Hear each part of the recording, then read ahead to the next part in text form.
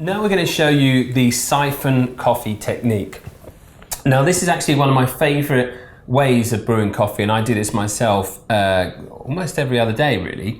I love the drama of it, the theatre of it, and also the brewing method itself is like a couple of 100 years old. Now there are a variety of different ways of brewing siphon coffee.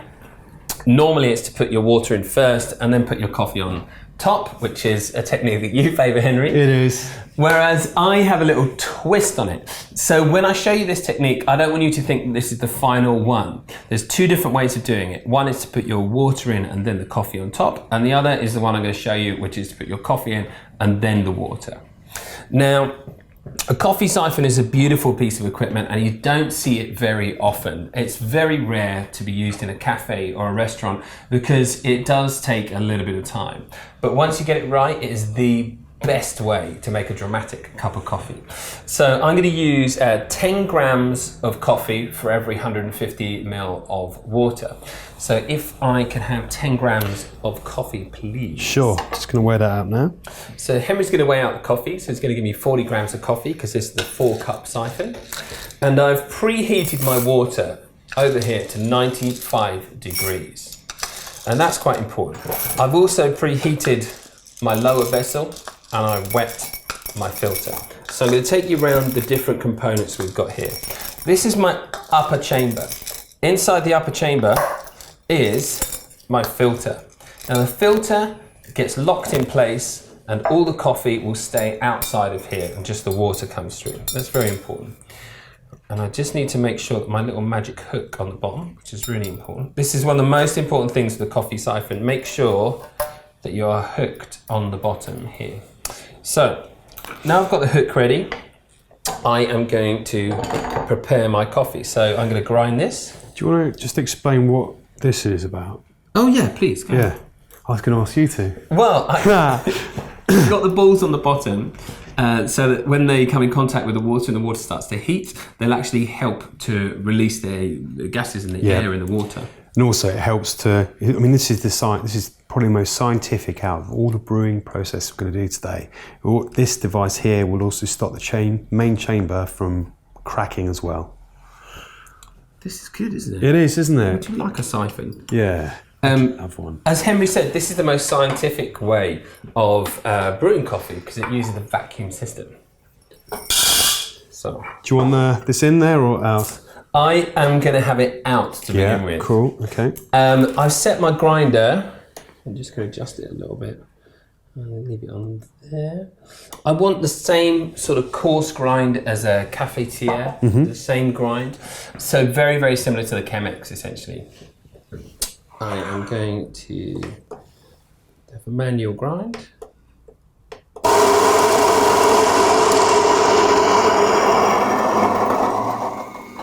Alright.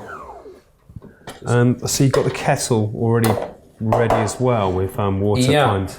So I've already got my kettle primed. Oh yeah? Lovely. Oh. Lovely, lovely. So I'm just going to put the coffee there for a moment and I'm going to fill my lower vessel. So my lower vessel is already marked with 600 millilitres of water. So I'm aiming for the measurement on this and I'm going to go just a tiny, tiny little bit over. There we go. Again, this is a great piece of equipment. So easy to use. It's the theatre, isn't it? It really is. You'll see what we're talking about. It is. So I've got my water here. I'm just above that 600 millilitre mark. And now it's time to get cracking. So I've already wet my filter and I put my upper chamber in. And this is where we disagree because a lot of people will heat the water right now, get it up there and then put the coffee in. But I do it this way because I love what happens. I really, really do. I'm going to put this back in. Okay, so here's my gas burner. You can use a halogen or you can use a wick and an oil burner, but I wouldn't recommend doing that because you can't manage the temperature properly. Halogen is fantastic as long as you can get it hot enough. Now, the thing with the coffee siphon is people do get really carried away. You know, you see people with temperature gauges hanging out of them, with the temperature gun with the red dot on it and all that sort of stuff. You don't need to get too serious. Just enjoy making the coffee. Now what's going to happen here is... It's blooming. It's the same as the other processes like the Exactly. Chemex, etc. Wetting the coffee. And you can see the water's now moving up through the chamber, and slowly but surely it's soaking up all the coffee. It's actually saturating the coffee. And this is about 1 atmospheric bar of pressure that's building up in here. So as the gas is expanding, it's forcing the water down. The only way it can escape is up this tube here and into the upper vessel. And as you can see, the coffee just starts to rise up. We've got it starting to go. And all I'm going to do when it gets about an inch, inch and a half up, is just to fold my coffee in. Just encouraging the bloom process to carry on here. So you can see we're getting a nice crust forming. All the coffee is now saturated, got some good bubbles, a nice crema on top. Just folding the coffee in there. And now we've got to the point where there's no more water is going to come up, and I'm going to start timing for about 45 seconds. So put the timer on. I can lower the heat a little bit if I want, but not too much. What happens if you do it too much, Rich? Do you mean if you too much time? No, too much. If you drop the heat too much. Oh, if you drop the heat too much, your coffee is going to immediately drop down, and that's not what you want. No. It's not going to have a chance to brew properly. Whereas this short 45-second period I'm taking here is going to get me right in the gold cup zone. I love the way there's so much, so much gas coming off, so much crema. Wow. Just looking great. There's always going to be a little bit of water left at the bottom. Don't worry about that. Just to make sure the vessel doesn't crack. And I am at 45 seconds. So I'm just going to take the heat away. Just turn it off. And then what I find really important at this point is to just gently give it a few stirs to start this rotation going. And then, do you want to do the magic moment? I really do. It's a little thing we'll teach you. So Henry's just blowing on this gap here. So he just breathes his cold breath on here, that breaks the seal, and down it drops. So after you've left it for about maybe 3 or 4 seconds, just gently blow on here, and down the coffee comes. And as you can see, what it's doing is taking the path of least resistance. So it can't stick to the sides. Oh, sorry, there's friction here in the upper vessel. So it's just going straight down this tube here.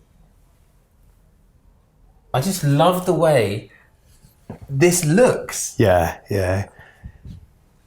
Well, if I ever see these done in a cafe, people will come and go, "Oh, I want one. Yeah, I want one." It's just a theatre of it, isn't it? Now this is a good sign. As with the other processes, we have the silage left over. It's domed, and this is a good indicator of a good brew. yeah. So, indicator-wise, if your dome is really pointy like a mountain, you've stirred too hard. You've given it too much. So just slow that down.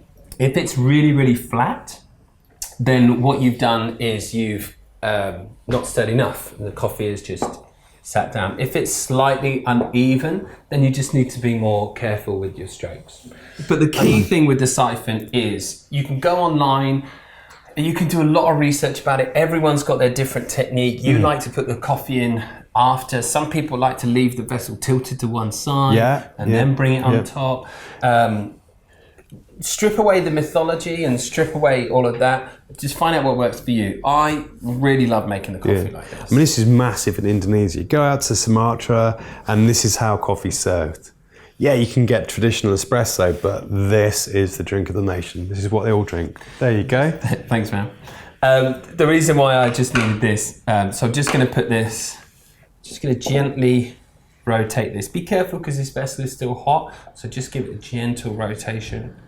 And see the suction's now coming away. And it comes. Thank you very much, sir. And there we go. A great way to tell if you've made a really good siphon is to actually hold it up to the light. And if you hold it up to light, you should be able to see it's incredibly clear. Really, really clear. Yeah, look at, oh look, there's Two guys. Look, I can see two guys. This guy with glasses and the guy with moustache. So a lack of sediment. That's lovely. And that is the coffee siphon. Okay. Now we preheated 2 cups and they're ready to go. Again, important to heat the vessel that you're going to pour into. Again, help with the flavour.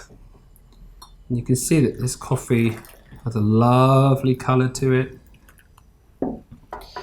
We brewed this, if we were to brew it for slightly less than 45 seconds, we would get more of a light caramel in terms of colour. And if we brewed it for longer, we would get a much, much darker brew. So there we go. It does come out quite hot from the siphon, so you need to leave it, don't you? Yeah, definitely. Allow it a good couple of minutes, 2 to 3 minutes, just to drop in temperature. 1, you don't want to burn your lip, but 2, the flavours are going to really start working in that cup. And the cooler it gets, the more flavour comes out. I cannot recommend this method highly enough for the end of a dinner party, or if you've got friends round, or if you just want to have a bit of fun with coffee. Experiment, play with it. There's different filters. You can use paper filters, which Cloth, are great. yeah. That's a cloth one in there. So after about 9 or 10 uses, you can either replace it. What I'll do is when I wash that up, I'll actually wash the cloth. Yeah. Make sure the coffee gets out. Metal ones, I don't think they've perfected it yet. I'm not a fan, Rich. I'm not a fan. No, steer clear of the metal filters maybe. I've found that on occasion they will break or that will let the coffee in. Yeah. Any more coffee siphon tips? Just be patient. Just be patient. I'm desperate to get in there and have a taste, but you've got to really allow it to cool down. Definitely.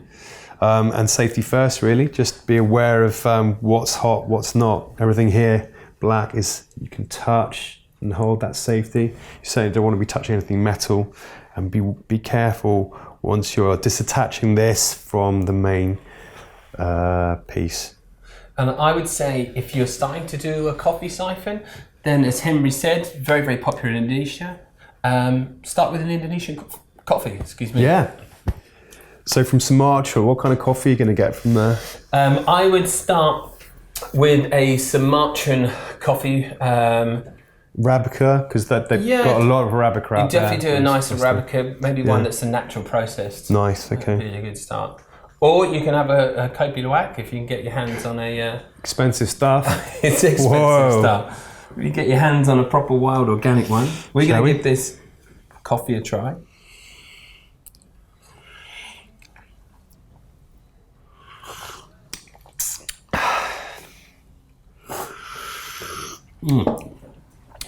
I love coffee siphon. Yeah. So got real depth of flavour there, haven't you? Yeah, you really that's do. The thing. Yeah. You can get a real smoothness if you get your ratios right with a coffee siphon. You get a really, really good smoothness. So in summary, I used 10 grams of coffee. I used 150 millilitres grams of water. Now you can adjust that for your flavour and depending on how long you brew it for. I brewed it for 45 seconds when it was about an inch off the bottom. And that's my technique that I use. 3 quick stirs at the end, down it comes, blow on the joint, and then it will break the seal. I would say, Henry's got his different technique for making coffee siphon. Have a look at that as well. But if you really want to enjoy good coffee, get your hands on a coffee siphon.